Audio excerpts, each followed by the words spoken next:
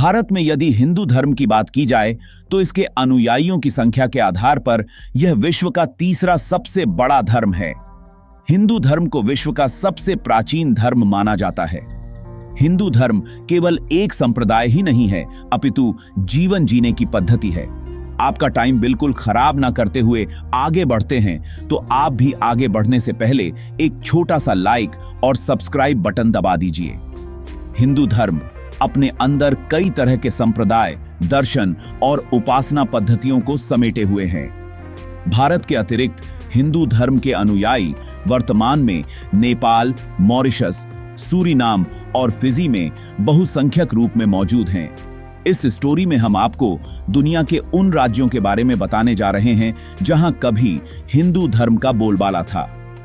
कंबुज यानी कंबोडिया चीनी साहित्य में हिंद चीन के सर्व प्राचीन राज्य कंबुज को फूनान कहा गया है। इस अति प्राचीन राज्य की स्थापना प्रथम शताब्दी में कौंडिन्य नामक ब्राह्मण ने की थी। कौंडिन्य के आगमन से पूर्व फूनान के निवासी जंगली और असभ्य थे। कौंडिन्य ने ही यहाँ के निवासियों को वस्त्र पहनना सिखाया। कौंडिन्य के वंशजों ने 100 वर्षों तक शासन किया। इसके पश्चात फूनान के हिंदू राजाओं ने कंबोडिया, कोचीन चीन, सियाम तथा मलय प्रायद्वीप के कुछ भागों को जीतकर एक विशाल साम्राज्य की स्थापना की। 7वीं शताब्दी में कंबुज स्वतंत्र हिंदू राज्य बन गया। यहाँ के प्रारंभिक शासकों में श्रुतवर्मन और उसके पुत्र श्रेष्ठवर्मन का नाम प्रसिद्ध है। यहाँ भववर्मन ने एक दूसरे राजवंश की स्थापना की। महेंद्रवर्मन और ईशानवर्मन इस वंश के शक्तिशाली राजा हुए। इसके बाद कंबुज पर शैलेंद्र राजाओं का आधिपत्य हो गया। कंबुज को शैलेंद्र राजाओं के आधिपत्य से मुक्त कराने का श्रेय जयवर्मन नामक शक्तिशाली राजा को दिया जाता है। जयवर्मन ने कंबुज पर 802 से 850 ईस्वी तक शासन किया। 870 ईस्वी में कंबुज में इंद्रवर्मन ने एक अन्य राजवंश की स्थापना की। इस वंश का सबसे शक्तिशाली और विजेता राजा यशोवर्मन 889 से 900 ईस्वी था। इंद्रवर्मन द्वारा स्थापित वंश ने कंबुज पर 1001 ईस्वी तक शासन किया। इस वंश के शासनकाल में कंबुज का सियाम और लाओस पर भी अधिकार स्थापित हो चुका था। 11वीं शताब्दी में सूर्यवर्मन ने कंबुज में एक दूसरे राजवंश की स्थापना की। इसके बाद शक्तिशाली राजा सूर्यवर्मन द्वितीय ने कंबुज पर 1113 से 1145 ईस्वी तक शासन किया। कंबोडिया स्थित अंकोर वाट का प्रख्यात विष्णु मंदिर उसकी कीर्ति का स्मारक है। मीकांग नदी के किनारे सिमरिप शहर में बना यह मंदिर आज भी संसार का सबसे बड़ा मंदिर है, जो सैकड़ों वर्ग मील में फैला हुआ है। इस मंदिर को टाइम मैगजीन ने दुनिया के 5 आश्चर्यजनक चीजों में शुमार किया था। कंबुज के अंतिम और सबसे यशस्वी शासक जयवर्मन सप्तम के बाद इस राज्य का इतिहास अंधकारपूर्ण हो जाता है। हिंदू राज्य चंपा की स्थापना ईसा की 2री अथवा 3री शती में मानी जाती है। इस राज्य के प्रारंभिक शासकों में भद्रवर्मन प्रमुख है।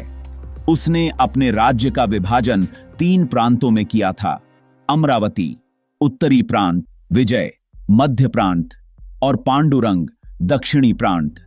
चीनियों पर विजय प्राप्त करने के पश्चात विद्वान राजा भद्रवर्मन ने माइसोन में भगवान शिव के मंदिर का निर्माण करवाया। भद्रवर्मन के उत्तराधिकारी गंगाराज अपना सिंहासन त्याग कर भारत चला आया और गंगा नदी के तट पर तपस्या करने लगा। अतः चंपा को अव्यवस्था और गृहयुद्ध का शिकार होना पड़ा। कालांतर में चंपा के विभिन्न राजाओं में शंभुवर्मन, इंद्रवर्मन, हरिवर्मन और सिंहवर्मन का नाम आता है। 13वीं शती में चंपा को मंगोल आक्रमण का शिकार होना पड़ा। वर्मा तथा सियाम में हिंदू संस्कृति का प्रवेश अति प्राचीन काल से ही हो चुका था। 7वीं शती में वर्मा के प्रमुख हिंदू राज्य का नाम द्वारावती था। यहीं से सियाम और लाओस में हिंदू संस्कृति का प्रचार प्रसार हुआ। वर्मा के सबसे प्रसिद्ध राजा अनिरुद्ध ने 1044 से 1070 ईस्वी तक शासन किया। उसने एक भारतीय राजकुमारी से विवाह किया था। अनिरुद्ध ने पेगन, अरिमर्दनपुर में अपनी राजधानी बनाई। बौद्ध मतानुयायी होने के कारण उसने अनेक पगोड़ा और मठों का निर्माण करवाया। उसके उत्तराधिकारियों में क्यानजित्थ का नाम प्रसिद्ध है, जिसने अरिमर्दनपुर में प्रसिद्ध आनंद मंदिर का निर्माण करवाया था। अभी तक आप चैनल को सब्सक्राइब कर ही लिए होंगे, अगर नहीं किए हैं तो प्लीज अभी कर लीजिए। 1105 ईस्वी में बना यह बौद्ध मंदिर वर्तमान में म्यांमार के बगान में स्थित है।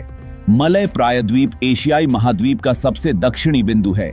वर्तमान में दक्षिणी थाईलैंड, म्यांमार और मलेशिया इसमें शामिल हैं। सिंगापुर का भी इस क्षेत्र के साथ ऐतिहासिक और सांस्कृतिक संबंध है। ईसा की प्रथम 5 शताब्दियों में भारतीयों ने मलय प्रायद्वीप में कई राज्यों की स्थापना कर ली थी। तक्कोल यहां का प्रमुख व्यापारिक स्थल था, जहां से भारतीय व्यापारी सुदूर पूर्व के देशों में जाते थे। आज भी मलाया यानी मलेशिया के विभिन्न भागों से मंदिर और मूर्तियों के खंडहर प्राप्त होते हैं। सुमात्रा, जावा, बोर्नियो तथा बाली के हिंदू राज्य पूर्वी द्वीपों के हिंदू राज्यों में सुमात्रा, जावा, बोर्नियो तथा बाली का नाम शामिल है। सुमात्रा के सबसे प्राचीन हिंदू राज्य का नाम श्रीविजय था। 7वीं शती में जयनाग नामक बौद्ध शासक ने यहां राज किया। चीनी यात्री इत्सिंग के अनुसार श्रीविजय बौद्ध अनुशीलन का सबसे प्रसिद्ध केंद्र था। प्राचीन भारतीय साहित्य में जावा को यवद्वीप कहा गया है। जावा में कई हिंदू राज्य थे। जावा से प्राप्त संस्कृत लेखों में पूर्णवर्मन नामक राजा का उल्लेख मिलता है, जिसने 6ठी शताब्दी में यहां शासन किया। चीनी ग्रंथों से जावा तथा कलिंग के बीच घनिष्ठ संबंध का पता चलता है।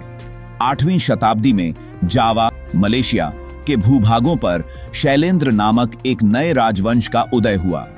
इस वंश के शासक महाराज की उपाधि धारण करते थे। शैलेंद्र राजवंश के शक्तिशाली शासकों ने पूर्वी द्वीपों पर एक छत्र राज किया। जावा का बोरोबुदूर बौद्ध स्तूप शैलेंद्र वंशी राजाओं की कीर्ति का स्मारक है। दक्षिण के चोलों के आक्रमण के कारण शैलेंद्र वंश का पतन हो गया।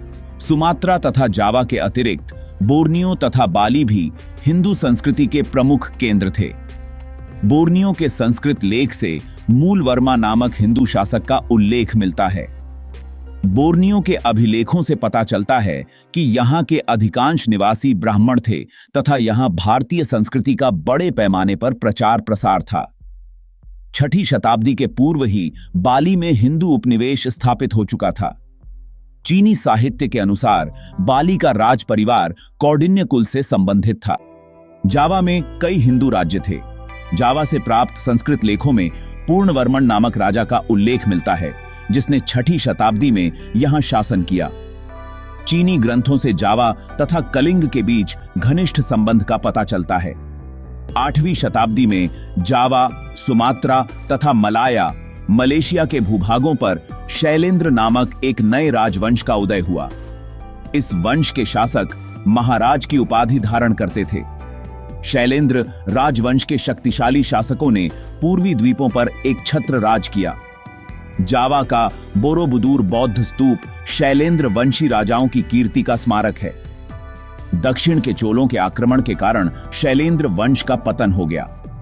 सुमात्रा तथा जावा के अतिरिक्त बोर्नियो तथा बाली भी हिंदू संस्कृति के प्रमुख केंद्र थे। बोर्नियो के संस्कृत लेख से मूलवर्मा नामक हिंदू शासक का उल्लेख मिलता है। बोर्नियो के अभिलेखों से पता चलता है कि यहाँ के अधिकांश निवासी ब्राह्मण थे तथा यहाँ भारतीय संस्कृति का बड़े पैमाने पर प्रचार प्रसार था। 6ठी शताब्दी के पूर्व ही बाली में हिंदू उपनिवेश स्थापित हो चुका था। चीनी साहित्य के अनुसार बाली का राज परिवार कौंडिन्य कुल से संबंधित था। चीनी यात्री इत्सिंग के विवरणों से जानकारी मिलती है कि बाली बौद्ध धर्म का प्रसिद्ध केंद्र था। अगर ये वीडियो आपको अच्छी लगी है तो चैनल को लाइक, सब्सक्राइब और शेयर जरूर कर दीजिए। आपका एक सब्सक्राइब हमारे लिए बहुत मायने रखता है। धन्यवाद।